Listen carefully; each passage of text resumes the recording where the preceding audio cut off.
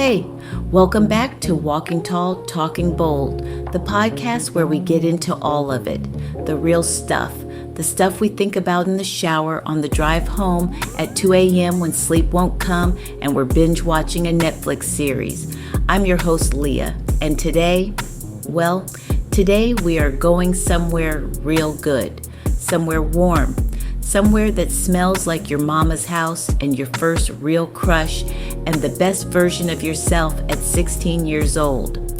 Today we're talking about the soundtrack of our becoming. So close your eyes for a second.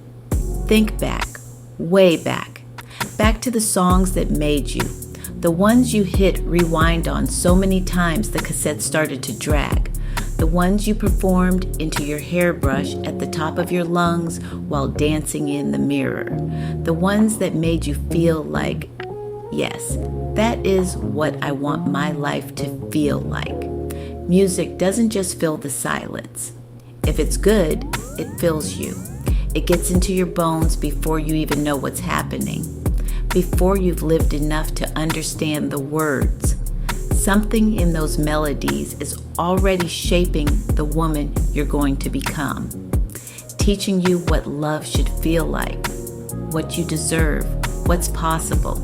For everybody, that soundtrack was different. Maybe yours was hip-hop, maybe gospel, maybe rock. But if you came of age in the late 80s or the 90s, and I did, there's a pretty good chance 3 names are already rising up in your chest right now. Janet, Whitney, Anita. Now, some people can name just one artist. I am not that person. I tried to narrow it down. But if you ask me which artist defined my early self, the girl I was becoming, the woman I was reaching toward, I simply cannot give just one name, because the truth is it took 3. And they weren't interchangeable. They didn't do the same thing for me.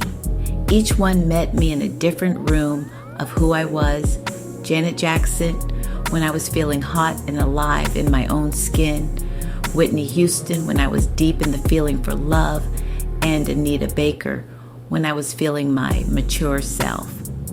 Let me explain this to you, because I need you to feel this with me. Janet Jackson, love will never do without you. Or, that's the way love goes. You pick, doesn't matter. That confidence was everything, because there's something that happens when you put on a Janet song. You find your body, you remember you have a body, and it's yours, and it's powerful, and it moves through the world like it belongs there. I can turn on the velvet rope right now and still stick out my chest, sway my hips, lower my eyes, and just be. That hasn't left me. That will never leave me. Janet wasn't just giving us music. She was giving us a blueprint, that control era, that rhythm nation, even the soft, deep sensuality of Janet. She was showing us that you could be strong and soft, fierce and feminine. She was teaching us that your body is not something to hide or apologize for. It's something to inhabit, fully, unapologetically, on your own terms, not for anybody else, but for you. I hit repeat over and over again. And then there was Whitney. Whitney Houston didn't just entertain you, she transformed you. That voice was so intensely, devastatingly emotional. It moved something inside you that you didn't even know needed to be moved, like she was singing directly into the part of you that was still waiting, still hoping, still tender. Listening to Whitney as a young woman was like being told by someone who knew that love is coming for you, and it's going to be everything, and it is also going to bring you to your knees. Where do broken hearts go?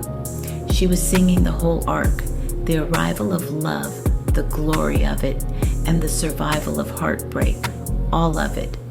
And she made you believe that feeling it, all of it, the aching, all-consuming, wonderful and terrible feeling was worth it.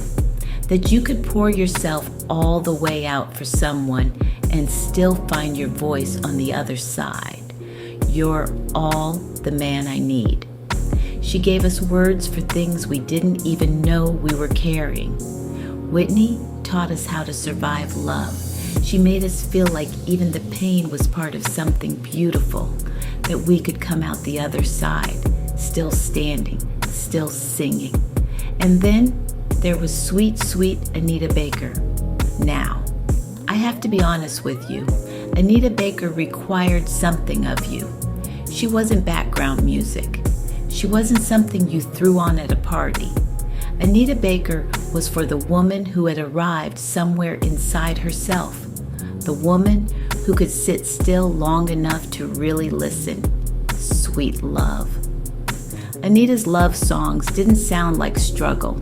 They didn't sound like drama or desperation or heartbreak waiting to happen.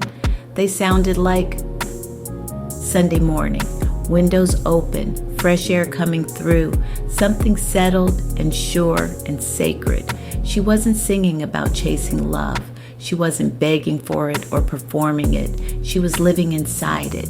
And when you heard her, you understood for the first time, maybe, that this is what it could feel like on the other side of all the butterflies and heartache. This peace, this sweetness, this love that is good and deep and true and clean. To this day, when I turn on one of my 3 favorite, it's Anita who reaches deepest. Through good seasons and hard seasons. Through love I'd rather forget and love I want to hold forever. Anita Baker is still my number 1. So, what did this music actually teach us? Because I've been sitting with this question, and here's what I've concluded. These weren't just songs. These women were instructors. They were teaching us things about ourselves, about love, about our bodies, about our worth, that nobody sat down to explain. Janet taught us to own ourselves, to be magnetic, to walk into a room knowing your worth before anyone confirms it for you. She gave us permission to take up space. Whitney taught us to feel fully, deeply, without shame. She modeled emotional completeness at a time when women were still being told to be smaller, quieter, less. Whitney was never less. Anita raised the bar. She showed us what love looks like when it's mutual and mature and means something. She showed us what we were worth without ever raising her voice. I think about the girls we were, hitting repeat in our bedrooms, dancing in the mirror, dreaming about a life that felt as full and rich as the music we were soaking in. That music didn't just pass through us, it stayed. It shaped how we love, how we carry ourselves, how we define what's worth feeling. And I want you to go back today. Pull up your playlist, find the songs that made you, because they are still in you, every single one of them. The soundtrack of your becoming is still playing. That's our show today, beautiful people, walking tall, talking bold, because that's the only way we know how to move. Until next time, walk tall, talk bold, and never ever stop hitting repeat on the songs that remind you who you are. I'm Leah, and this is just the beginning of where we walk the path and speak our truth.